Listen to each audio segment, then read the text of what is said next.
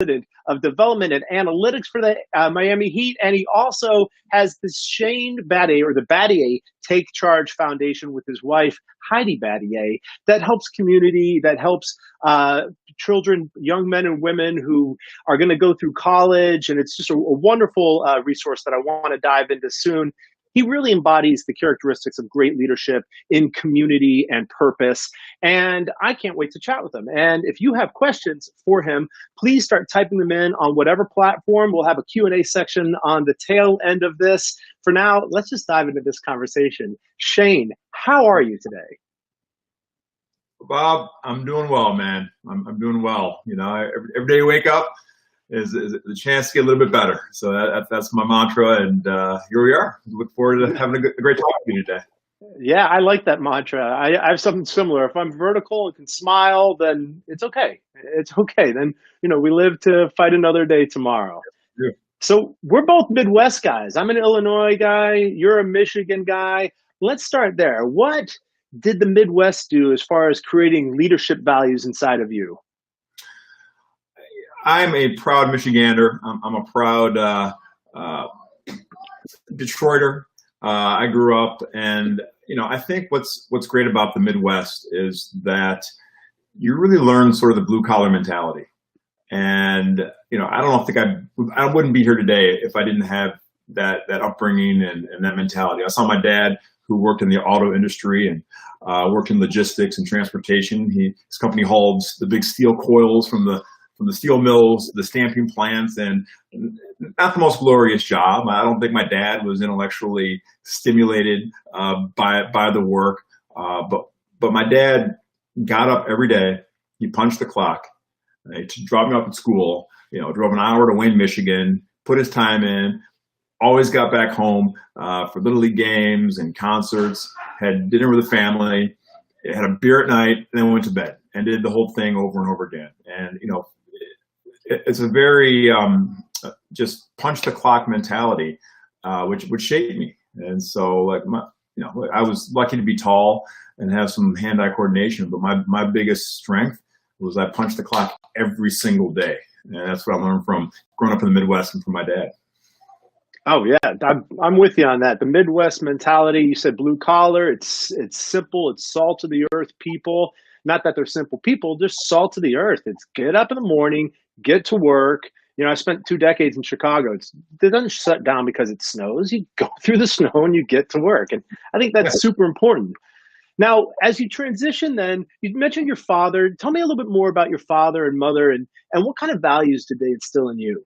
Yeah, well, I was the luckiest kid in the world to have the greatest parents. And unfortunately, my dad passed away about a month ago after a long battle with his health. But, you know, what my parents, first of all, showed me was you just had to be present. You got to show up. Right? It goes along with the assembly line mentality. You got to be present. My parents, you know, were not highly educated people with advanced degrees, but they were good people with good hearts, and they valued education, family, and working hard and doing my best. And so, you know, my dad was an amazing coach. You know, with apologies to Coach Krzyzewski and Eric Spoelstra, I think my dad, Ed Battier, was the greatest coach I ever played for in Little League baseball and football. And the things he taught me had very, very little to do with technique. You know, this is my advice to all the parents watching of young athletes. It had nothing to do with technique, how to throw a curveball or how to pass block. It had everything to do with controlling the things that I could control. That is my enthusiasm, my preparation level, my hustle on and off the floor. Was my jersey tucked in? My dad said, if you look sharp, you play sharp. You know, how's your sportsmanship? Do you support your teammates when he falls down? You run over and pick him up. So like all these things that like had nothing to do with talent, had nothing to do with technique, but controlling the things that you could control to the best of your ability. That's how you become an amazing teammate. And if you have a team of those, that's the hallmark of an amazing team. And, you know, unfortunately, those lessons get lost nowadays because youth sports are so hyper competitive. But it really was the core of what I learned and was the reason why I was able to have the career that I did in basketball. Well, that's great. I mean, controlling the things that you can control is relevant now. So let's use this as just a quick bridge to what can the youth today understand about controlling the things that they can control? By youth, I mean anybody, really. We're all young at heart. So let's just say leaders of any age, any size. In this current environment, tell me more about controlling the things that you can control. Yeah. Well, like I always tell people, there are two types of people: problem identifiers and problem solvers. And so, both are equally important in the equation. And with the adverse or the advent of social media and the proliferation of Instagram and everything else, we have a lot of problem identifiers. And so, when dealing with my kids and dealing with young people, I say, all right, we identify the problem. Now, what are you going to do on this single day, no matter how small it is, to address the thing that you need to see changed? And we see that nationally now with so many inspired protests, and it's really you feel the pulse of the millennial generation who want to be out there, who say, yeah, okay, now is the time, not just to talk words, but to move to action. And nothing great or important has ever been accomplished by just talking about it. And so that's the inspiring part. I'm 41 years old, but it's amazing to hear just the passion and the real enthusiasm and energy for change by young people. Absolutely. And my hope, my grandest wishes is that this drives for change to take place, and it's not just lip service. Because as you said, there's a lot of people who can point things out, and who's going to move the needle? And that's got to go up and down the whole chain of command. Yeah. So let's use that then to go to Coach K. All right. So I'm an adjunct at Duke Fuqua. As we chatted before, we were on campus the same time together. So, I'm sure our reputations were just right aligned with each other. Tell me about your experience under his guidance. Yeah, well, obviously, I'm biased, but the greatest coach outside of Big Ed Battier I ever played for, and he's just a man of integrity first and foremost. But he's an amazing teacher, and what I tell people is like, look, he never talked to us about winning games. He never said, okay, we're playing Wake Forest, we got to beat these guys, or we're going to Carolina. It's about just winning the game. It was always about standards. And it was always about, what is your standard as a man? What's your standard as a basketball player? What's our standard as a program? Do basketball. And if we measured up to those standards, all right, he would argue winning and losing takes care of itself.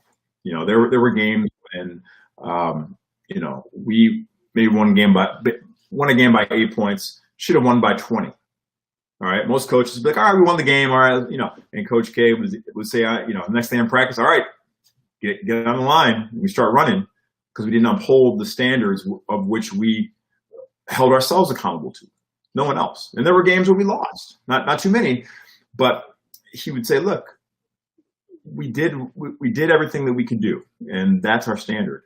And I'm proud of you, and that's okay. And we're going to beat this team the next time. And we usually did.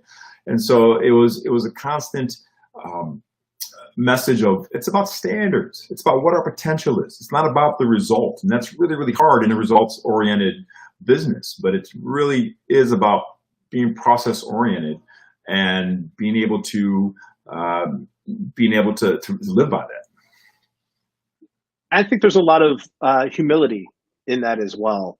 And even vulnerability, because I've heard you mention before the importance of the next play. Mm-hmm. And so where does vulnerability and humility come in as you define and then talk about the importance of the next play? Yeah, there hasn't been a great organization, a great leader that hasn't had an intellectual humility about them, that you can always learn. All right. The people who think they know everything, and we don't need to name names, or they're out there. Those are the people who stop growing. Those are the people that get passed up eventually. No matter how good your idea is, if you do not continue to learn and understand that and have a conscious thought that, look, I may have a good idea or I may have a good platform, but I need to continue to evolve and to grow. And, it's interesting. Like I have amazing respect for people who win back-to-back championships in sports or create company upon company upon company, because you're fighting the human dynamic. By that, humans don't know what it takes to win whatever championship it is, whether it's in sports or founding a company. You think you know, and you fight like heck, and you squaw and you crash and you sacrifice, and you finally make it, and you say, that was the hardest thing I've ever done in my entire life. And now you're asking me to do it again? And for a lot of people, they believe that the effort they put in last time is just automatically going to be good enough to do it again. In sports and business, whatever. And that's never the case. The people who do it again and again and again understand they have to evolve. They got to learn. They got to learn from where they messed up last time and be galvanized. And it's the constant process of growing, evolving, getting better, learning. Those are the people who create true legacy and aren't just one-hit wonders. And I learned that from winning the second championship after winning the first championship in 2012 with the Miami Heat. That's fantastic. Yeah, the growth mindset, the learner's mindset, that's an imperative. That's an imperative for individual growth as well as leadership, leading people to grow as well. And that's what you're really focusing on as well with the Battier Take Charge Foundation. Tell me a little bit more about that. Well, I was lucky to be 6'8" when I was 14 years old, and pretty coordinated. And I was able to really unlock my dreams through the best education I could get through basketball. And so I was always very grateful and thankful, because my parents didn't have a lot of money. And I knew, because of the constraints of my family's finances, I couldn't go to Duke University. And so my opportunity was limited. And no one's opportunity should be limited. If you have the desire and the enthusiasm and the passion and the drive, if there's a way, you should be able to climb as high as you want. And so I said to myself, look, if I ever make it to the big time, I'm going to use my platform and my voice to help kids who are like me, who want to do big things, who want to change the world, want to make a name for themselves, for their community, through education. And so my wife and I, Heidi, started the Battier Take Charge Foundation 10 years ago. We've given over $1 million of scholarships over the last 10 years, and impacted over 70 kids in our program. And so we're fighting the good fight. We're small, but we know our impact. And the reason why we're here today is narrowing the inspiration gap. And it's a really important salient topic for what's going on in our world today. I believe you need to see it before you can really believe it for yourself. And it's been our experience with our kids, and we are in some really low income areas in Miami and Houston and in Detroit, and nationally. And when we talk to our kids and their friends and their family, obviously there are financial constraints. Obviously there are familial restraints and societal restraints that preclude a lot of people from reaching their potential. But what we find over and over and over again is that there's an inspiration gap. And people in these communities, kids in these communities, they don't see anyone who's like them, who has done what they want to do. So they don't know. They don't know. There is a lack of inspiration. It's an inspiration problem. And so that's why we're passionate about celebrating our scholars, celebrating the kids who, our first student is now getting her doctoral in doctoral program. We have amazing professionals, and we had our first lawyer pass the bar last year. Hey. And this 95% of our kids are first gen college attendees. It's so important for kids to see that, to say, you know what, they did it, I can do it too. And so I preach to people, like, if you've had success, all right, no matter how small, celebrate it. And you never know who's watching, and you never know what spark that may ignite in somebody else to say, you know what, I can do that too. And that is how you get groundswell momentum. Absolutely. Absolutely. And You are obviously an inspiration to these young men and women. How does being that inspiration really ignite that spark? How does it drive toward innovation, creative problem solving? How does it drive to pushing the envelope and taking us to the next level? Yeah, there's never been a great maker or a great creator that hasn't looked to other great makers and creators throughout the history of time. And, Steve Jobs didn't read the wisdom of Marcus Aurelius and say, I'm going to invent the iPhone. But I bet you he read how Marcus Aurelius looked at the world and his perspective. And those planted the seeds for the iPhone. And so there was an amazing butterfly effect. And so that's why it's so important to learn from the great innovators, how they thought, the questions they asked, the mistakes they're willing to make. That's how innovation is sparked. And by being in a creative environment, it's amazing what innovation can be spurred in your mind. And that's a muscle. Innovation is a muscle, just like going to the gym. You got to work it every single day. And one of my favorite authors, James Altucher, got me on a program that I still do today. I've been doing it for a long time. When I wake up in the morning, one of the first things I do my meditation, I do my breathing and my coffee, but I write down 10 ideas. And these 10 ideas could be about anything, about, people who I love, people I need to reach out to, things I'm ashamed of, things that need to change in the world, 10 things I'm grateful for, and just get in the routine of generating ideas. And it's amazing after doing this for a long time how the innovation muscle just grows, and you get some crazy ideas in the shower, walking the dog, because you've trained your brain to think about those things. I can't agree with you more. I mean, been preaching that same song for 21 years. Improvisers' brains get trained to be attentive in the moment at a very high level, reactive to each other. It's trained to be creative. And then, just like you said, once it starts going, you work this muscle out, the organ, the brain, like any other muscle. It gets stronger. It takes less energy to actually feed it, and you streamline your thoughts, and then they just start popping out of nowhere. With this, though, there's always mistakes. There's always bad ideas. So every time you wake up in the morning, you're not writing 10 brilliant ideas. Every epiphany that you have washing the dishes or whatever you might be doing, barbecuing in the back, is not the best one. Where does failure take place in this? It better play a huge part in it. That's how you grow. That's how you learn. And the message to young people today, especially young professionals, we're growing up in an Instagram generation where the selfie is perfect, the lighting is perfect, you got your filter, everything just looks so perfect. And any great individual will tell you success ain't perfect. And that's a message that really needs to be taught to our young people, that, the LeBron James of the world, you may see him dunking and just doing amazing things on the basketball court, the Steph Curry, James Harden, but what you don't see is them sweating and hurting and just running themselves to exhaustion and failing and trying things and failing.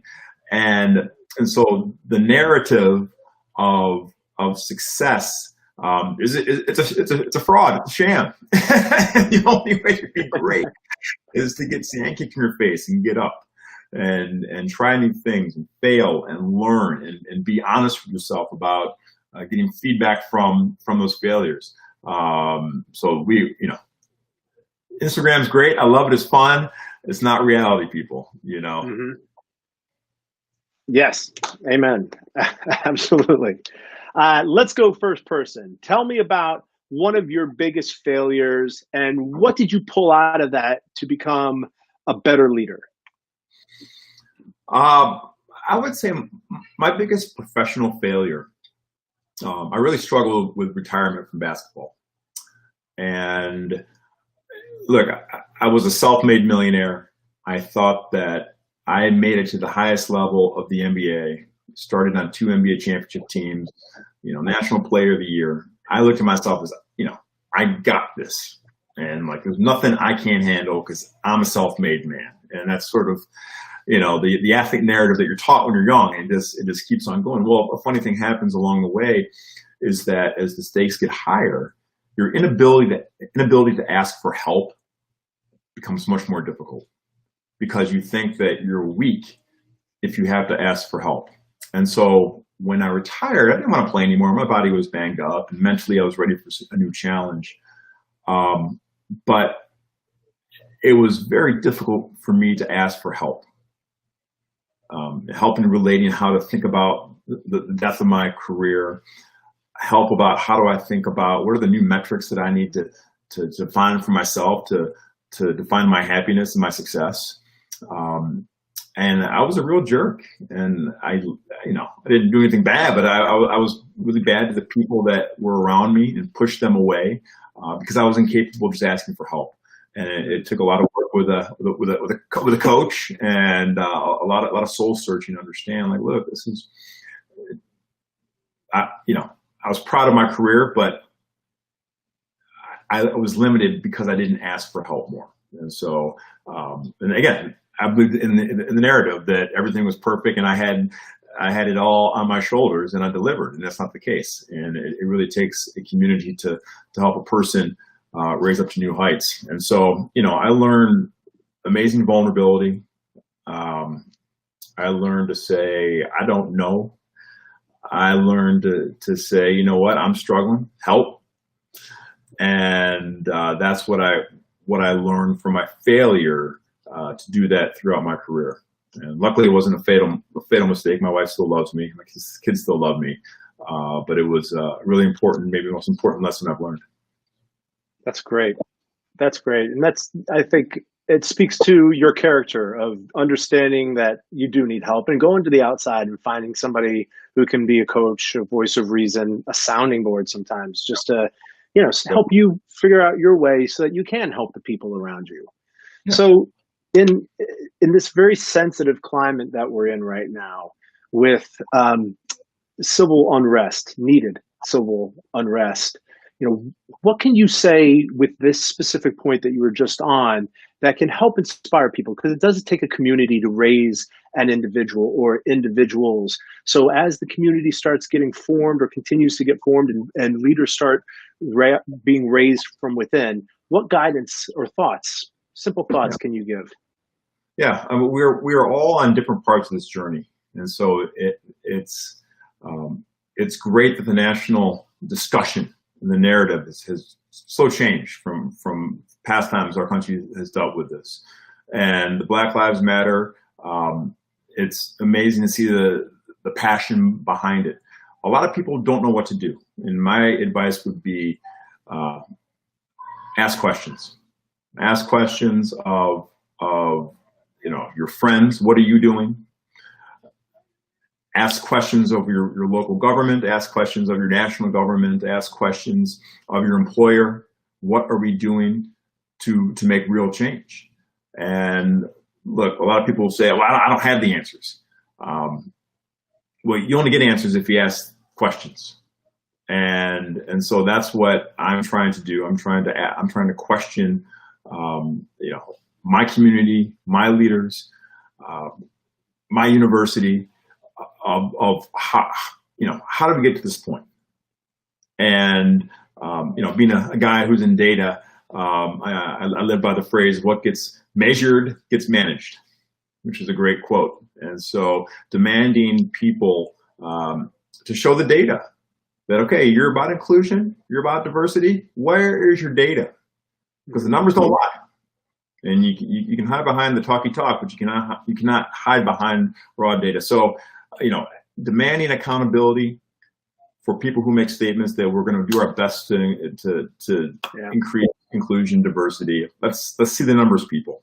And that's really, really powerful. And we have the methods now and the infrastructure where we can really get creative, understand the data, and the data can shine a whole lot of sunlight on areas where there needs to be work. But that's a broader level. But I would encourage everyone to vote.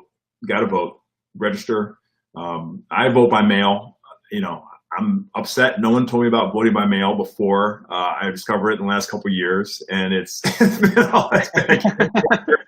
so much. It's so much better and easier, and you're able to really think about your ballot instead of being pressured in the voting booth. So vote by mail. It's a game changer. And get involved with your local government. Most people do not understand how affected their lives are by local politics. They think it's all the national level and Congress, and that's true to an extent, but our day-to-day is so much more shaped by local government, and most of us are ignorant to the issues or the candidates or the platforms. And so I'm making a concerted effort to get knowledge about my local officials and trying to influence them for the change that I want to see.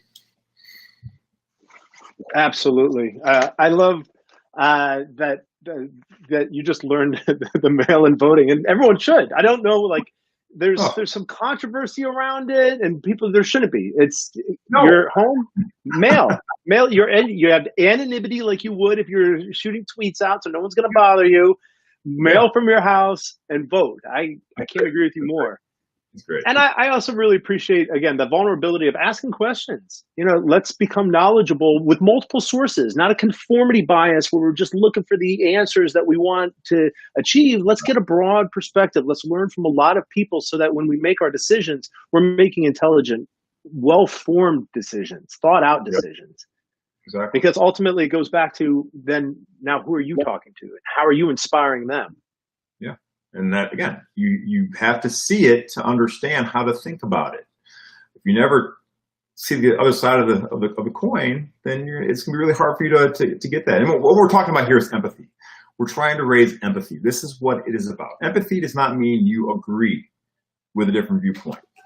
Empathy means you acknowledge there is another viewpoint. And that is what the Black Lives Matter movement is all about. That, yeah, there are problems here. And we need to acknowledge it, and not just like, oh, I get it. And more people see that today, and that's the encouraging part. We need to do all we can to increase empathy. Empathy and knowledge always wins. It always wins. Absolutely. The enlightened leader understands at least the need for emotional intelligence in the way that we are communicating, collaborating, building community, learning. So empathy is such an important part of that. Yep. So let's go to now. I'm gonna bridge this a little bit. In business improv, we define improv as reacting, adapting, and communicating. Tell me about improvisation on the NBA court. Oh man. Well, just like on the improv stage, you don't know where the play is going, right? It could go in a multitude of different ways. In basketball, I could pass the ball, I could catch the ball, I could rebound the ball, I could set up screen, I could block a shot, I could take a shot, I could miss a shot, I could get a loose ball. Literally the iterations of what could possibly happen are pretty much endless, and like it is on the improv stage.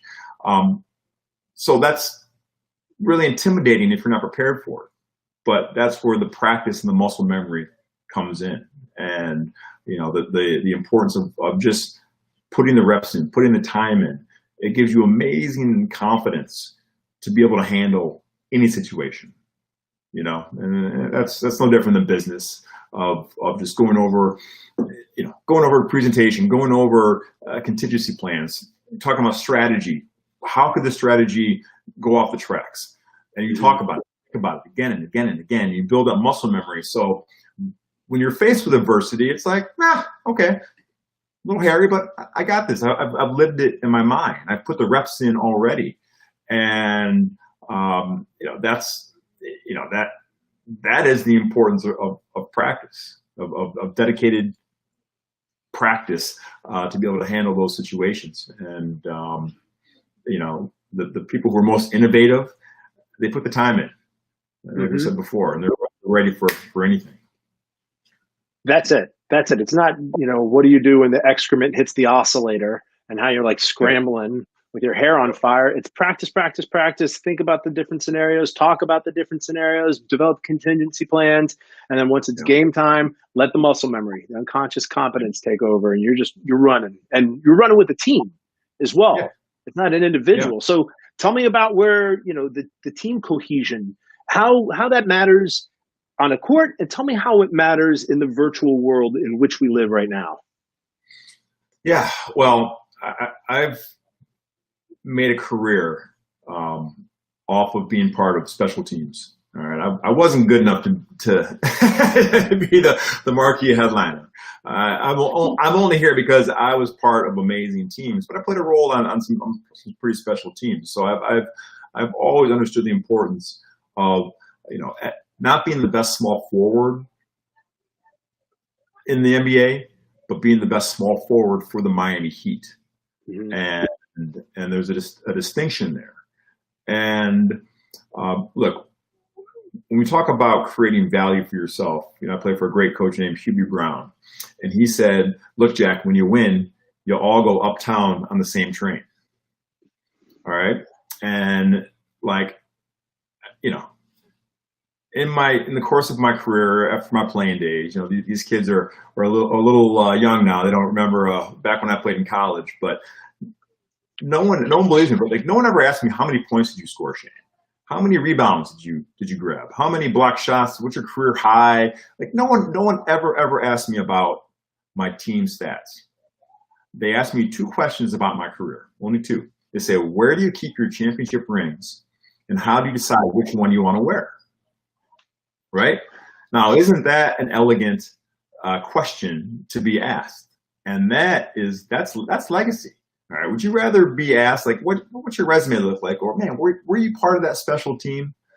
And when you are part of a special group, a special team that's cohesive and has success, whether it's in business or sports or whatever, people will always want you to be involved. Mm-hmm. Because people are never, I wouldn't say never, but rarely in a championship level team scenario. So they don't know. But if you're part of that team, it's like, oh man, I need what Bob has. Bob, can you consult with us? Can you be a part of us? I've seen the success you've had. And so, for my people out there, the way, the ironic part is the way to gain a reputation, the way to gain stability in your job, the way to create value for yourself is not have unbelievable resume and stats. It's be an integral part of a championship team. And you'll never be on the outside looking in. Absolutely. You got a bunch of people around you who have your back and you get their back. Then the team is more important than any one person. And that's needed on the hardwood. It's needed outside on terra firma, out when we're face to face with each other. It's needed through this technology as well. We have to let people know that we got each other's backs, and we're going to get stronger, and we're going to get through this together because we're communicating this way in any and all teams. Yep. So we're going to bridge over to questions in a second. I have one more for you because you're known for, I don't know if you're known for this, for at least two big speeches that you've given. And one at Duke. Yeah, I was at Fuqua. You were in somewhere. You were at the other part of the university, a very famous area. And I heard as well that you gave a rally cry for the Miami Heat. So tell me, where does this fire come from that as a team player, you feel the need to step up in front of the team, activate your voice, and inspire them? That came from growing up in a mixed household, to be honest with you. My dad was black, my mom's white. We talk about the inspiration gap. There was no one who was like me. Okay, nobody, and it was really hard for me to conceptualize that. But there was one place I always fit in, and that was at recess, on the kickball court or the basketball court, the sandlot.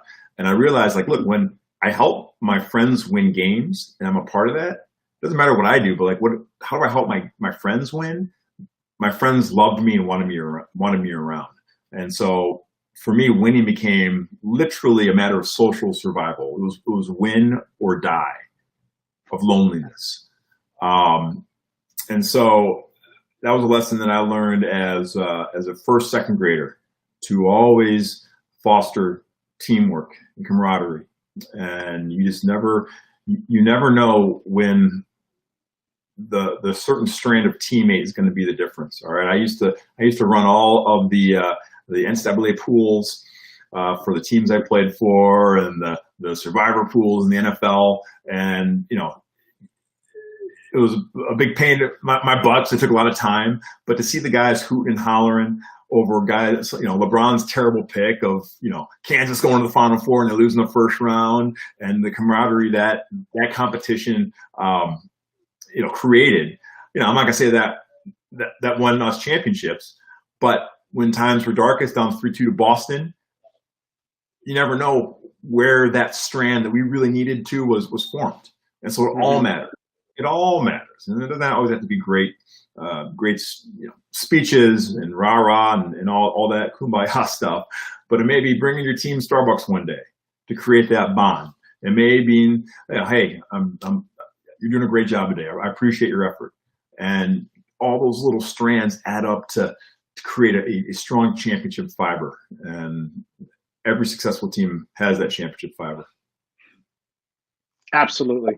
Absolutely. And again, even today, right now, any leader can go out and team player can go out and make that connection virtually, do something, say something that helps somebody else. And, might not be a cup of coffee, it could be a virtual cup of coffee, or setting up a ridiculous pool, having some fun right now to make that connection. It matters. It absolutely does. All right. So I'm going to go over to the question board here.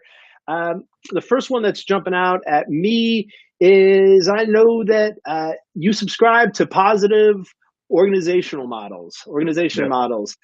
Tell us what that is. How do positive organizations inspire their people to be better and drive positive change? Yeah. I was introduced to Kim Cameron and Robert Wolf at University of Michigan. They're the leaders on positive organizational scholarship. And I didn't know what that was. And it's certainly not a concept that is prevalent in sports. And so this is why I thought it was super interesting, and a chance to innovate within sports. And essentially, positive organizational scholarship revolves around the focus on the things that are great in an organization and trying to expand on that. Essentially, it's human nature to always focus on the negative. And whether it's if you look at every academic journal written on health, for instance, all right, a vast majority is centered around how you cure sickness, or how you get people who are on the left end of the bell curve and get them back to the middle. Okay, there's very little what I call positive scholarship on what are the people on the other end of the curve doing that we can learn from and proliferate to magnify great health even more. And so in a business setting, it's easy to look at, okay, where are we losing money, and we got to shore up this department and just drag them to the middle and have them have average productivity, instead of looking at your highest functioning teams and people and say, what is it about these people that we can teach the rest of the organization to explode our productivity? And so it's a change in thinking, and it's not being Pollyanna and ignoring all the things that are wrong. There's obviously a way to do that, but be less obsessed about those negative things and focus on some of the positive things that you can learn from and proliferate, and really make your company's and your personal productivity really explode. And every great innovative company that's disrupted the market has lived in that territory, and not the other territory of the bottom 20%. Mm-hmm.